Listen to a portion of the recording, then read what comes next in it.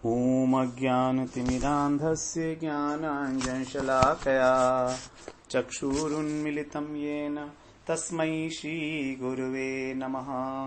गुरुवे गौरचन्द्राय राधिकायै तदालये कृष्णाय कृष्णभक्ताय तद्भक्ताय नमो नमः। नमो विष्णुपादाय गुरुप्रेष्ठाय भूतले श्रीमद्भक्तिवेदान्त माधव इति नामिने साक्षात् गुरु सेवा मूर्तये शब्द ब्रह्मणि प्रतिष्ठितः पतितपावन चरित्राय नारायणाय प्रियो नमः। श्री कृष्ण रूपाय सुमंगलाय श्री गुरु कृपा विभूषिताय भावोल्लास भाव प्रदानाय नमामि तस्मै गुरुमाधवाय। वृन्दावनेश्वरि तवैव पदारविन्दम् प्रेमामृतैकमकरन्दरसौघपूर्णम् हृद्यर्पितं मधुपते स्मरतापमुग्रम् निर्वापयतु परम शीतलमाश्रयामि। तवैवास्मि न जीवामि त्वया विना इति विज्ञाय देवी त्वं नय मां चरणान्तिके। श्रीकृष्ण चैतन्य प्रभो नित्यानन्द श्री अद्वैत गदाधर शिवसदि गौरभक्तवृन्द। हरे कृष्ण कृष्ण कृष्ण हरे हरे, हरे राम राम राम हरे हरे। हरे कृष्णा। सर्वप्रथम मैं अपने गुरुपाद पद्म ओम विष्णुपाद अष्टोत्तर शत श्री श्रीमद् भक्ति वेदांत माधव गोसाई महाराज के चरण कमलों में अनंत कोटि दंडवत प्रणाम ज्ञापन करता हूँ। हम लोग श्री कृष्ण कर्णामृतम ग्रंथ का श्रवण कर रहे हैं, बिलमंगल ठाकुर के द्वारा विरचित।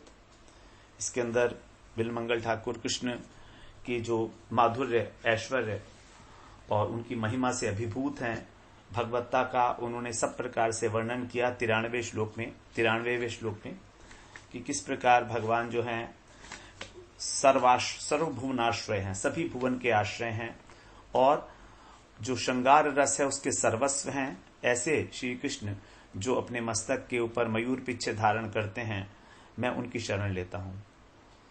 तो यहाँ पर भगवान का जो माधुर्य है, भगवान की जो भगवत्ता है, जो ऐश्वर्य है और जो उनकी महिमा है, सभी का गायन किया।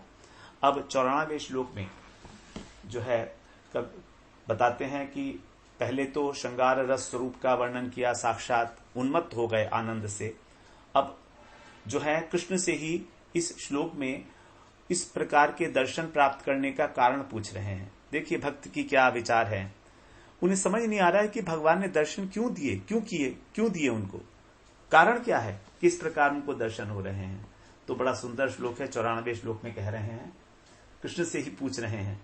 नाद्यापि पश्यति कदापि निदर्शनाय चित्ते तथोपनिषदाम सुदृशाम सहस्रम सत्यम चिराननयनोरनयोपदव्याम स्वामिन् कयानुकृपया मम सन्निधत्त से। पद्यार्थ इस प्रकार से है। गोपी भाव भरे उपनिषद समूह विचारे, जबकि निदर्शन हेतु ध्यान धरते राहारे। वही आज हो रहा अतिथि मेरे नयनों का, कैसा है तू कृपा कल्प तरु तुच्छ जनों का। स्वामिन कयानुकृपया मम सन्निधत से, अर्थात हे स्वामिन, आप मेरे नयनों के आगे कृपया किस प्रकार की करुणा करके और मेरे को दर्शन दे रहे हो। आपकी कौन सी कृपा है कि आप मेरे नैनों के सम्मुख उदय हो चुके हो।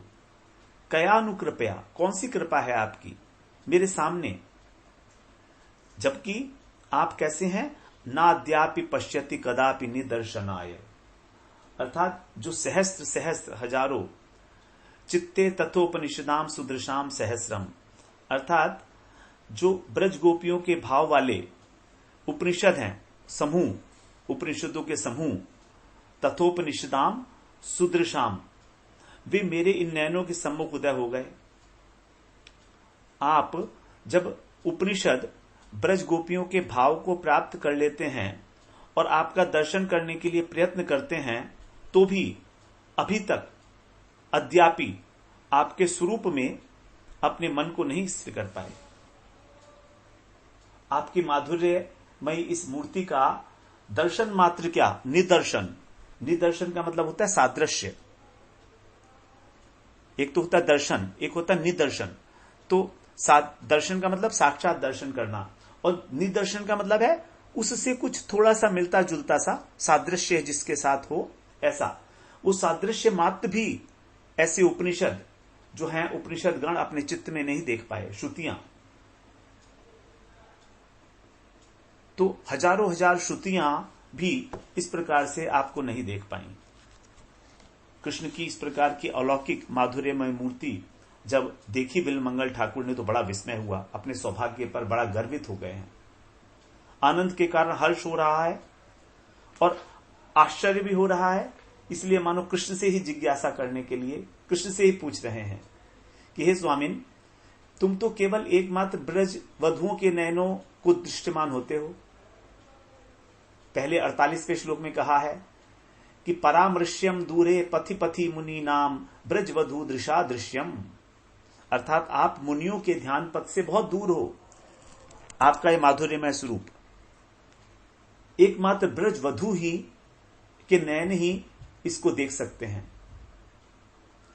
तो आप जब केवल ब्रज वधुओं को ही दिखाई देते हो, तो किस कृपा के बल पर आप मेरे नयनों के आगे आ गए? आप मुझे क्यों दिखाई दे रहे हो? मेरे को क्यों दर्शन दे रहे हो?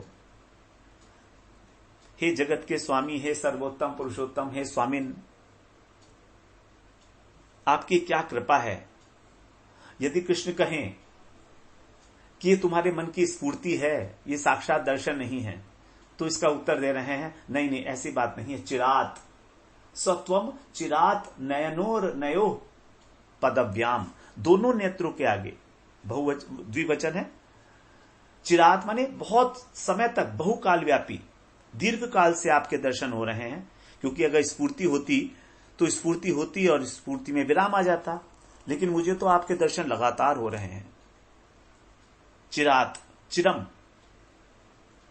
और ध्यान में नहीं, केवल ध्यान में ही मुनियों को दर्शन होते हैं ऐसा नहीं है। नय नयोर अनयो, इन्हीं, अनयो माने इन्हीं से, ये जो प्राकृत मेरी मनुष्य शरीर की देह हैं, पुरुष देह हैं, पुरुष देह की ये प्राकृत नेत्र हैं, इन्हीं से दर्शन हो रहे हैं। सबसे इंपॉर्टेंट बात बताई, नयनोर अनयो। अनयो का मतलब इन्हीं नेत्रों से, अर्थात प्राकृत नेत्रों से। आपने मुझे कोई दिव्य दृष्टि तो दी नहीं है। तो मैंने पहले स्फूर्ति में आपके जो दर्शन किए थे वो स्थायी नहीं थे, लेकिन अब ये क्योंकि बहुत समय से दिख रहे हो आप, तो ये साक्षात दर्शन है। तो ऐसी कौन सी अद्भुत कृपा है। यदि कृष्ण कहें कि इसमें तो कोई आश्चर्य की बात नहीं है, तुम्हारा देह प्राकृत हुआ तो क्या हुआ, कोई बात नहीं है, तुमने भाव, गोपी भाव का आश्रय लिया है, तुम गोपी भाव से विभावित चित्त वाले हो। ये मेरा जो स्वरूप है, माधुर्यमय स्वरूप, जो इस प्रकार का गोपी भाव नहीं रखते उनको दिखाई नहीं देता, लेकिन तुम्हारे लिए ऐसा नहीं है, इसमें कोई आश्चर्य की बात नहीं है। तो लीलाशुक कहते हैं नहीं स्वामीन, ऐसा नहीं है, केवल गोपी भाव का आश्रय करने से तो दर्शन नहीं मिलता है। मेरा जो ये शरीर है ये तो प्राकृत पुरुष का है। यदि ऐसा होता कि केवल गोपी भाव का आश्रय करने से दर्शन मिलता, तो वेणुनाथ जब आपने किया था तो हजारों हजारों गोपियां बड़ी प्रबल आकांक्षा लेकर जो है उठी थी, देव कन्याएं, मुनि कन्याएं, ऋषिचरी, लेकिन उनको अभी तक आपकी प्राप्ति तो क्या, गोपी भाव भी प्राप्त नहीं हुआ। सुनते हैं लक्ष्मी जी भी आपके इस मदोन्मोहन स्वरूप का रास स्वरूप का दर्शन पाने के लिए यमुना जी के उस पार तपस्या कर रही हैं बेलवन में। और यह भी सुना है कि सुदृशाम उपनिषदाम, जो सुंदर दृष्टि वाले हैं, सुंदर दृष्टि का मतलब यहां पर ज्ञान, तो जो सुंदर ज्ञान संपन्न है ऐसे उपनिषद के समूह, वे भी अर्थात जो श्रुतियां हैं वे भी आपकी रासलीला का दर्शन करने के लिए चिरकाल से साधना कर रही हैं, लेकिन उनके चित्त में तो आपका रूप जो है, ये माधुर्यमय रूप उदय नहीं हुआ अभी तक। दर्शन तो बहुत दूर की बात है। आपके तो महात्मा का ज्ञान ही नहीं हो सकता। आपका जो महात्मा है, आपकी जो महिमा है, उसका ज्ञान होना ही बड़ा मुश्किल है आपकी कृपा के बिना। ब्रह्मा जी ने कहा है स्तुति में अपनी, अथापि ते देव पादाम्बुजद्वय गृहीत लेशानुगृहीत एभि। अथापि ते देव पादाम्बुजद्वय प्रसाद लेशानुगृहीत एभि। जानाति तत्त्वं भगवन् महिम्नो न चान्येकोऽपि चिरं विचिन्वन्। अर्थात आपके जो चरण कमल हैं, उनकी कृपा के लेश मात्र कृपा के बिना तो आपकी महिमा का तत्व ही नहीं जाना जा सकता।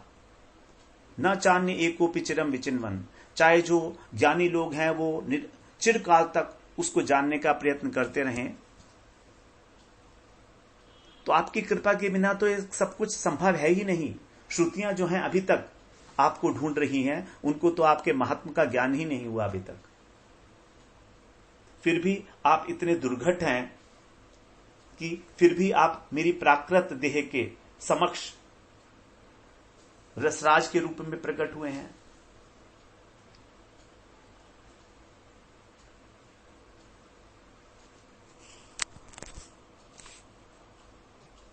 और उन उपनिषदों को तो आपका जो सादृश्य है वो भी नहीं मिला आज तक देखने को। सादृश्य मतलब केवल साक्षात दर्शन नहीं, केवल उसका आभास भी अभी तक उन्हें नहीं मिला। यद्यपि उन्होंने भी गोपी भाव को अंगीकार किया श्रुतियों ने, तो यदि कृष्ण कहे कि उपनिषदों की कोई आंखें थोड़ी होती हैं, वो मूर्ति तो है नहीं जो देखेंगी, तो कहते हैं नहीं, वो सुदृशाम इति, अर्थात वो बड़ी सुंदर नयनों वाली मूर्तिमती श्रुतियां हैं। साधारण श्रुति नहीं है वो, उन्होंने मूर्ति धारण की है।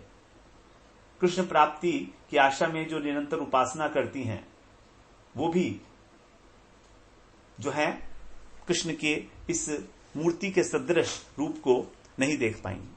जब भगवान की स्तुति की है श्रुतियों ने भागवत में 10वें स्कंद के 87वें अध्याय के 23वें श्लोक में यही कह रही है, निभृत मरुन्मनोक्ष दृढ़ योग युजो हृदीयन् मुनय उपासते तदरयोऽपि ययु स्मरणात् स्त्रिय उर्गेन्द्र भोग भुज दंड विशक्त धियो वयमपि ते समदृशोंघ्रि सरोजसुधा।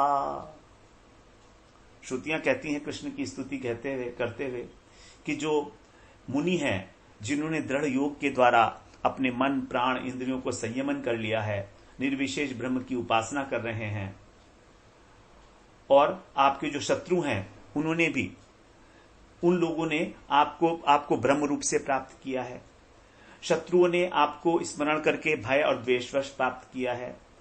जो सर्पराज है अर्थात कालीय देह है, वो भी, उसने भी आपकी चरण सुधा को प्राप्त किया है। लेकिन और गोपियों ने तो किया ही है, आपकी चरण सुधा को प्राप्त किया है, साक्षात अपने वक्षस्थल पर धारण किया है। लेकिन हम लोगों ने भी उनके समान आपकी चरण सुधा प्राप्त की है, उनके समान चरण सुधा प्राप्त की है। समदृश्य शब्द कहे सेई भावे अनुगति, समा शब्द कहे श्रुतिर गोपी देह प्राप्ति। तो ये जो उनको सादृश्य मिला है वो भी गोपी देह प्राप्त होने के बाद मिला है, गोपी भाव से प्राप्ति नहीं हुई है। श्रुतियों को जब गोपी देह की प्राप्ति हुई है ब्रज में, तब उनको इस प्रकार की प्राप्ति हुई है। गोपी देह मिलने से पहले उनको ये प्राप्ति नहीं हुई है। इसीलिए कह रहे हैं कि गोपी देह को छोड़कर अन्य किसी स्त्री देह की भी से भी इस श्रृंगार स्वरूप का दर्शन नहीं हो सकता। फिर मेरी जो प्राकृत पुरुष देह है उसको आप दर्शनीय कैसे हो गए? बड़ा आश्चर्य हो रहा है लीला शुक को। जिस रूप को देखना श्रुतियों के लिए भी दुर्लभ है, मुझ जैसा पुरुष देह वाला व्यक्ति प्राकृत, वो इस प्रकार आपके दर्शन पा रहा है, ये आपकी कृपा के बिना कभी संभव नहीं हो सकता। और कोई इसमें कारण नहीं है आपकी कृपा के अतिरिक्त।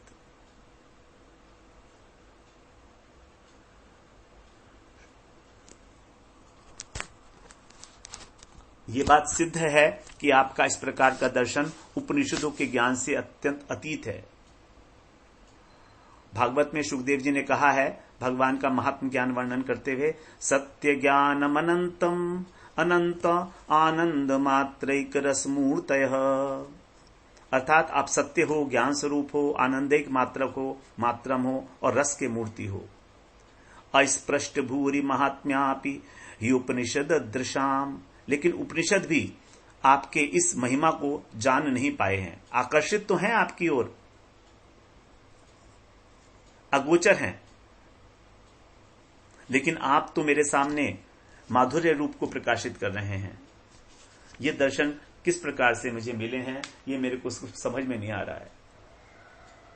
श्री राधा रसुधा निधि में कहते हैं ग्रंथकार, यद वृंदावन मात्र गोचर महो यन्न श्रुति कम शिरो प्यारोढ़ुम क्षमते न यच्छिव शुका दीनाम तु यध्यानगम यत् प्रेमामृत माधुरी रसमयम यन्नित्य कैशोरकम तद्रूपम परिवेष्टुमेव नयनम लोलायमानम हरि लोलायमानम मम।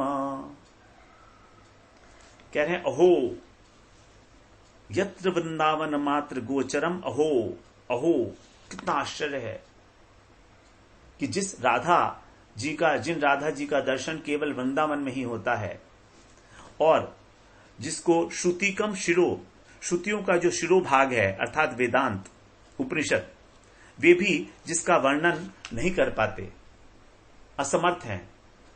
और जो शिवजी, शुकदेव, छाया शुक है यहां पर इत्यादि जो भक्त हैं, वो भी अपने संयमित चित्त के द्वारा उनका ध्यान नहीं कर पाते।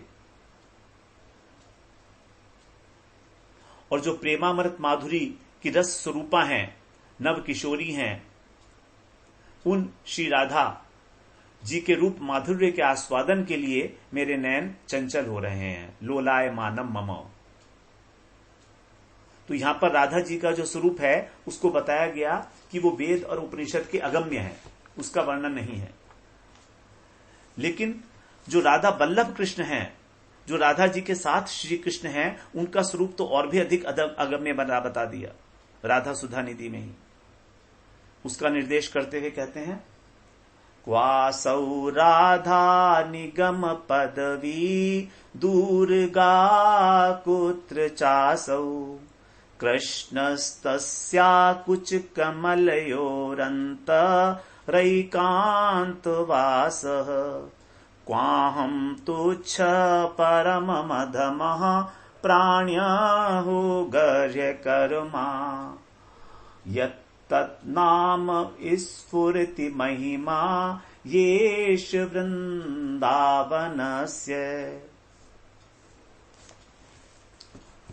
कह रहे, अहो कहां तो निगम पदवी से दूर अर्थात वेद विधि, जो वेदांत वेद और उपनिषद है, उनसे भी अत्यंत अगोचर श्री राधा हैं, श्री राधा जी। उनके हृदय में जो अवस्थान करने वाले श्री कृष्ण हैं, और कहां मैं। ऐसे श्री कृष्ण जो राधा जी के साथ हैं, उनके हृदय में विराजमान हैं, ऐसे श्री कृष्ण। और कहा मैं कौन हूं? परम अधम, अत्यंत अधम हूं और गर्ह्य कर्मा, गर्हित कर्मा अर्थात तुच्छ कर्मों के अंदर कर्मकांड में लगा हुआ हूं। फिर भी यत् तन्नाम स्फुरति, फिर भी मेरी जीवा के ऊपर उनका नाम स्फुरित हो रहा है।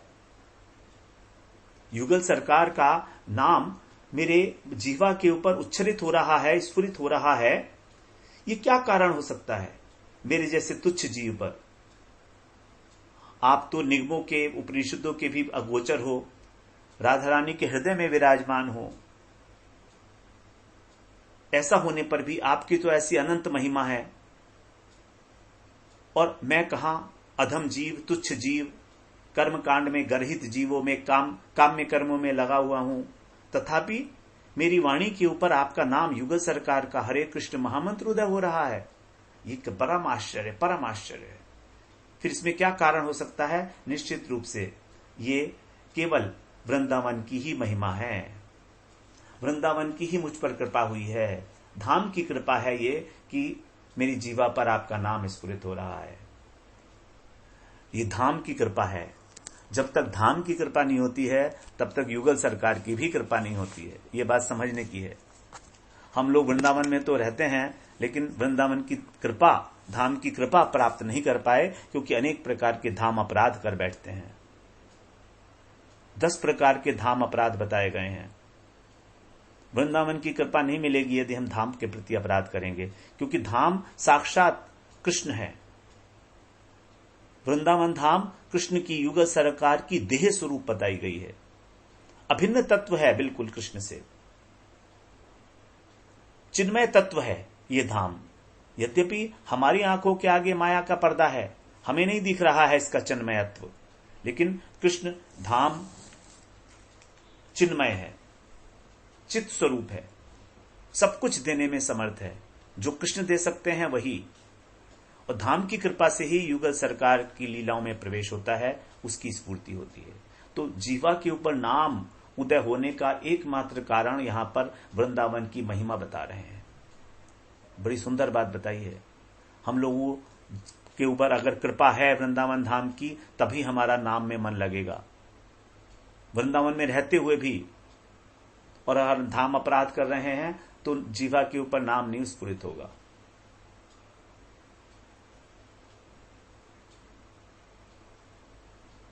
राधा माधव कृष्ण की जो दर्शन है वो अत्यंत अत्यंत दुर्लभ है, अत्यंत दुर्लभ है। वो केवल कृपा साध्य है।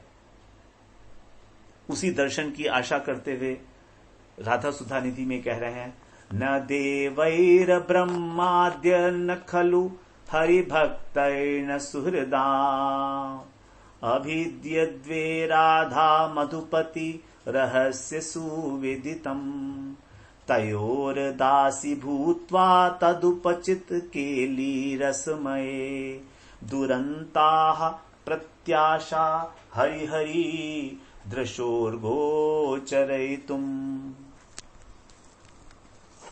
दुरंत प्रत्याशा हरिहरि दृशोर्गोचरयितुम्, अर्थात आपकी दासी बनकर और मेरी ये जो आशा कि मैं आपके दर्शन करूं, ये कितनी दुरंत है,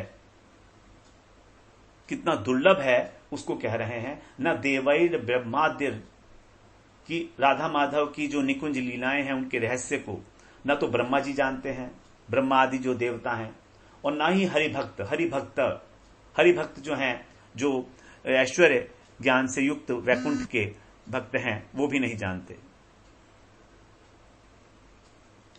न श्री कृष्ण के मित्रगण सुहृद, जो भगवान के सुहृद हैं, वो भी इस बात को नहीं जानते। सुहृद मित्र को कहा जाता है, तो भगवान के जो सुहृद हैं वो भी इस बात को नहीं जानते हैं कि इस निकुंज लीला का क्या अर्थ है। और शंकर जी जो, वो भी इसको नहीं जान पाए।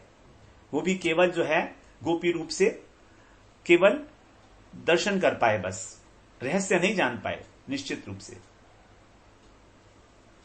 तो राधा माधव के द्वारा जो प्रतिक्षण वर्धमान केली कुंज के दर्शन है, मैं उसके लिए तुरंत प्रत्याशा कर रहा हूं। इसीलिए यहां पर लीलाशु कह रहे हैं कि आपके अति दुर्लभ जो दर्शन है वो एकमात्र आपकी कृपा ही इसमें कारण हो सकती है और कुछ नहीं हो सकता। लीलाशुक जो हैं बड़े विस्मय से, गर्व से और हर्ष से भरे हुए हैं। कृष्ण की अतिशय कृपा को स्वीकार कर रहे हैं। स्वामिन, हे स्वामिन। स्वामिन का अर्थ है आप सर्वोत्तम हैं, आप विशुद्ध मधुर रस मूर्ति हैं। किस महती कृपा के फलस्वरूप आप मेरी आंखों के आगे चिरकाल प्रकट हो गए हैं, मैं ये निश्चय नहीं कर पा रहा हूं।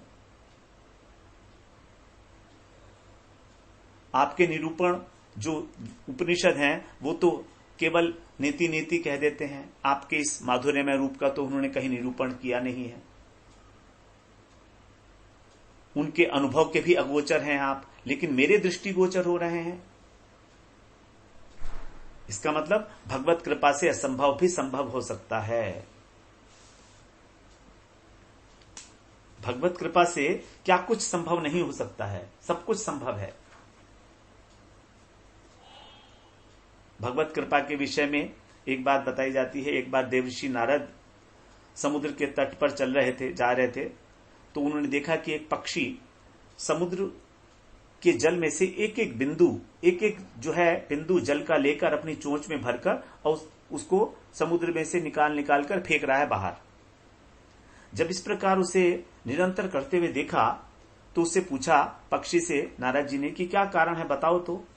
तो पक्षी ने बताया, देखो मैंने इस समुद्र के किनारे पर कुछ अंडे दिए थे और समुद्र की लहरें जो हैं उन अंडों को लेकर बहा कर ले गई। अब मैं ये चाहती हूं कि जितने भी समुद्र के अंदर जल है वो सारा सूख जाए और फिर मेरे अंडे मुझको वापस मिल जाए। तो नारद जी को बड़ा विस्मय हुआ कि ये तो असंभव सी बात है कि एक पक्षी एक एक बूंद समुद्र की लेकर निकाल के समुद्र में से बाहर फेंक रहा है, उस समुद्र में से अपने अंडों को बचाने के लिए। तो प्रिय वस्तु के लिए कोई व्यक्ति क्या कुछ नहीं करता, और जो कुछ भी करता है उसमें बड़े आनंद की भी अनुभूति करता है, वो उसको परिश्रम नहीं लगता। बड़ी सुंदर बात है यहां पर। तो कृष्ण यदि हमारे प्रिय हैं तो हम कृष्ण के लिए कुछ भी करेंगे तो उसमें हमारा किसी प्रकार का परिश्रम नहीं होगा, बल्कि वो हमारे लिए एक आनंद का विषय होगा। जबकि अभी हमारे लिए बोझ है भजन करना, इतनी माला करनी है, इतना उठना है, सुबह को मंगला करना है, ये करना है, ये सब अभी हमें बोझ परिश्रम लगता है, ऊपर से थोपा हुआ लगता है। कारण यही है कि अभी तक हमारे को प्रियता नहीं है, हमें अपनापन नहीं है कृष्ण से। जिस दिन हमें अपनापन हो और हम सब प्रकार से कृष्ण की सेवा करते हुए कभी भी थकान का भी अनुभव नहीं करेंगे। तो यही कह रहे हैं। तो नारद जी को ये बात बड़ी अच्छी लगी। वो सोचने लगे, देखो भगवान जो है स्वाभाविक रूप से सबके प्रिय हैं। यदि ये बात इस जगत के सब जीव समझ जाएं तो भगवान को पाने की जो चेष्टा है उसमें उनको कितना आनंद आने लगेगा। भगवान हमारे स्वाभाविक रूप से प्रिय हैं, यद्यपि हम उसको भूले हुए हैं, लेकिन यदि हम ये बात समझ जाएं अच्छी प्रकार से और सभी लोगों को ये पता लग जाए कि भगवान ही मेरे एकमात्र प्रिय हैं, तो उनकी प्राप्ति के लिए हम जो प्रयास करेंगे उसमें हमें कितना आनंद आएगा। ऐसा सोच रहे थे नारद जी। सोचते सोचते वैकुंठ में पहुंच गए। वहां पर नारायण के दर्शन किए। नारायण से बातें करते हुए कुछ ये बात याद आ गई, पक्षी की बात याद आ गई, और पक्षी नारायण से कहा उन्होंने कि देखो आपकी सृष्टि का एक क्षुद्र सा पक्षी अपनी चोंच में एक एक बूंद पानी लेकर समुद्र को सुखाने का प्रयास कर रहा है, जबकि असंभव है सब प्रकार से अपने उन अंडों को समुद्र में से निकालने के लिए। और देखिए उनकी चेष्टा, उसकी चेष्टा लगातार प्रसन्न मन से चेष्टा कर रहा है। तो भगवान बोले, देवर्षि नारद आपको पक्षी अच्छा लगा, उसकी चेष्टाएं, उसका उसका जो सेवा है, सेवा नहीं, उसका जो कार्य है आपको वो अच्छा लगा, उसकी जो क्रियाएं हैं, तो बस अब आप समझिए कि उसका कार्य सिद्ध हो गया। यह है वैष्णव की कृपा। जब वैष्णव हमारे किसी प्रयास को देखकर रीझ जाते हैं, जब उनका हृदय द्रवित हो जाता है देखकर आनंद से कि देखो कितना प्रयास कर रहा है ये व्यक्ति इस संसार से निकलने का, कृष्ण की सेवा करने का, कितना भजनशील है, तो जब उनका हृदय द्रवित हो जाता है तो समझिए वो बात भगवान तक पहुंच जाती है, क्योंकि भगवान का विश्राम ही वही है जहां पर वैष्णव है। तो वैष्णव के हृदय के अंदर ही भगवान का विश्राम है। इसलिए भगवान को ये बात समझ में आ गई, तो भगवान ने कहा, देवर्षि नारद, अब आपकी उसके ऊपर कृपा हो गई तो समझ लीजिए कि उसका काम हो गया। तभी भगवान ने अपने वाहन गरुड़ को संकेत किया। गरुड़ समझ गए प्रभु की इच्छा को, समुद्र तट पर गए, वहां पर अपने विशाल पंखों के आघात से समुद्र के जल को हटा दिया और वो जो अंडे थे वो लाकर पक्षी को दे दिए। तो ये है साधु कृपा, भगवत कृपा का फल। तो भगवत कृपा वैष्णव कृपा की, गुरु कृपा की अनुगामिनी है। जहां पर वैष्णव की, गुरु की कृपा हो गई, समझिए वहां पर भगवान की कृपा होने में विलंब नहीं रहा। असंभव भी संभव हो सकता है। मूकम करोति वाचालम पंगुम लंघयते गिरिम यत् कृपातम हम वंदे परमानंद माधवम। जो मूक है उसको भी वाचाल बना देती है आपकी कृपा, और जो पंगु है वो भी पर्वत को लांघने में सक्षम हो जाता है। क्या कुछ नहीं हो सकता है आपकी कृपा से? कुछ ऐसा है ही नहीं इस जगत में। इस प्रकार से उस कृपा को यहां पर जो है अनुभव कर रहे हैं। तो कृपा हुई है, बिना कृपा के तो ऐसा हो ही नहीं सकता है। बिना कृपा के भगवान की स्फूर्ति होना, भगवान का दर्शन होना, भगवान कैसे भी वो कृपा करें, किसी भी माध्यम से करें। इसीलिए हमको हमेशा प्रयास करते रहना चाहिए भजन में। हमारे प्रयास में कहीं कोई ढील नहीं आनी चाहिए किसी भी समय। इस प्रयास को देखकर ही भगवान रीझ जाते हैं। यशोदा जी जब बांध रही थी कृष्ण को, तो 2 अंगुल पड़ गया ना छोटा। 2 अंगुल क्या है? वही भक्त का प्रयास और भगवान की कृपा। तो भक्त का जो प्रयास है, जो परिश्रम है भजन का, वही उस कृपा को इन्वोक कर देता है, भगवत कृपा को।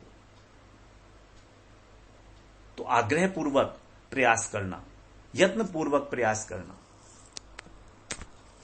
दृढ़ निश्चयी होकर, आशाबंध समुत्कंठा नाम गाने सदा रुचि। आशाबंध होकर कि मुझे कृष्ण की प्राप्ति करनी है, कृष्ण प्रेम की प्राप्ति करनी है, मुझे युगल सरकार की सेवा चाहिए ही चाहिए, ऐसा सोचकर। तो ऐसा सोचकर जब हम भजन करते हैं, हमारी जो चेष्टाएं हैं, हमारी इंद्रियों की, हमारे मन की, इंद्रियों के द्वारा हम भगवान का श्रवण और कीर्तन करते हैं, मन के द्वारा भगवान का स्मरण करते हैं, कर्मेंद्रियों के द्वारा भगवान की परिचर्या करते हैं, परिक्रमा करते हैं, मंदिर मार्जन इत्यादि सभी क्रियाओं, सभी इंद्रियों को भगवान में लगा देना, यही प्रयास है। एक क्षण भी व्यर्थ ना जाए। अव्यर्थ कालत्वम, सबसे इंपॉर्टेंट बताई गई है बात, अव्यर्थ कालत्वम। शांति अव्यर्थ कालत्वम, भाव स्थिति को पहुंचे भक्त का यही लक्षण है। वो एक क्षण भी भगवत भजन के बिना व्यर्थ नहीं करता। भगवत भजन से अतिरिक्त और कुछ नहीं करता, अर्थात लौकिक संसार में, संसारिक कामों में व्यर्थ नहीं गंवाता उस समय को। तो वही कृष्ण नाम जो है आपकी कृपा से मेरी वाणी पर स्फुरित हुआ है, निश्चय रूप से वृंदावन की महिमा है। तो धाम की महिमा, वैष्णव की महिमा, सबका यहां पर वर्णन है। वही सब जो है हमारे कृष्ण की कृपा उसी से मिलती है। तो इसीलिए यहां पर बिल्वमंगल ठाकुर कहते हैं, हे स्वामिन। स्वामिन का मतलब है सर्वोत्तम, जिससे ऊपर कोई नहीं है, जिनके समान भी कोई नहीं है, ऐसी। और जो हजारों हजारों श्रुतियां हैं, उपनिषद हैं, उपनिषदों की जो अधिष्ठात्र देवियां, यहां पर उपनिषद जो है मूर्तिमान हो जाते हैं। तो मूर्तिमान जो अधिष्ठात्र देवियां हैं वे भी जो हैं सुंदर दृष्टि से संपन्न हैं, ज्ञान युक्त हैं, ज्ञान संपन्न हैं, वे भी अपने चित्त में तुम्हारा किंचित मात्र सादृश्य भी नहीं देख पाती। ये बात अलग है कि गोपी देह को प्राप्त करके श्रुतियों ने कृष्ण को प्राप्त किया, लेकिन गोपी देह की प्राप्ति हुई थी, गोपी भाव से नहीं हुआ। गोपी भाव से तो उपासना जो ऋषिचरी गोपी थी, दंडकारण्य के ऋषि, वो भी करते थे, गोपाल मंत्र से गोपी भाव से उपासना करते थे, लेकिन उनको राम की प्राप्ति नहीं हुई। वहां जब उन्होंने गोपी देह से जन्म लिया तब उनको कृष्ण की प्राप्ति हुई है। तो यहां पर आश्चर्य की बात यही है कि बिल्वमंगल ठाकुर पुरुष देह में स्थित हैं, प्राकृत पुरुष देह में, और उनको साक्षात दर्शन हो रहे हैं। निश्चित रूप से ये जो अलभ्य दर्शन है, सुदुर्लभ हैं, आज सुलभ हो गए हैं, निश्चित रूप से ये आपकी कृपा का फल है।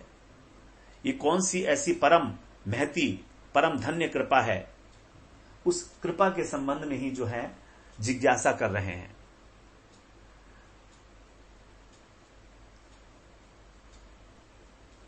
तो यहां पर तात्पर्य यही है कि किसी अनिर्वचनीय कृपा के कारण ही आपका ये दर्शन मुझे सुलभ हुआ है, और कोई कारण मुझे नहीं दिखता इस संबंध में। इस प्रकार से भगवान की कृपा को यहां पर एक्नॉलेज किया, स्वीकार किया कि दर्शन का जो कारण है वो अपना कोई प्रयास नहीं है। अपने प्रयास पर हमें कभी भी विश्वास नहीं करना है, लेकिन प्रयास करना है। प्रयास शून्य नहीं, प्रयास करते हुए भी आश्रय केवल कृपा का लेना है, साधन का आश्रय नहीं। साधन से कभी नहीं मिलेंगे भगवान, लेकिन फिर भी साधन करना है। तो साधन करते करते ही भगवान किसी समय, कृष्ण वैष्णव गुरु किसी समय जब वो हमारे ऊपर उनकी कृपा होगी, रीच जाएंगे, तो ही भगवान की कृपा हमारे ऊपर अनुभव होनी शुरू हो जाती है। इस प्रकार से हम लोग 94 श्लोक का श्रवण किए। फिर अब इस प्रकरण का हमारा जो कृष्ण माधुर्य का जो अगोचरत्व है, वाणी से अगोचरत्व है, इस प्रकरण का जो अंतिम श्लोक है, 95वां श्लोक है, उसमें भी इसी प्रकार का जो है एक निवेदन करेंगे, नमस्कार करेंगे। अब क्योंकि बहुत कुछ वर्णन कराए और बहुत कुछ वर्णन करने से रह गया, सब कुछ अनिर्वचनीय है, इसलिए अंत में इस प्रकरण के प्रणाम करेंगे कृष्ण को। 95वें श्लोक में हम लोग उसी में फिर अगले सत्र में प्रवेश करते हैं। वांछा कल्पतरुभ्यश्च कृपा सिंधुभ्यैव च पतितानां पावनेभ्यो वैष्णवेभ्यो नमो नमः।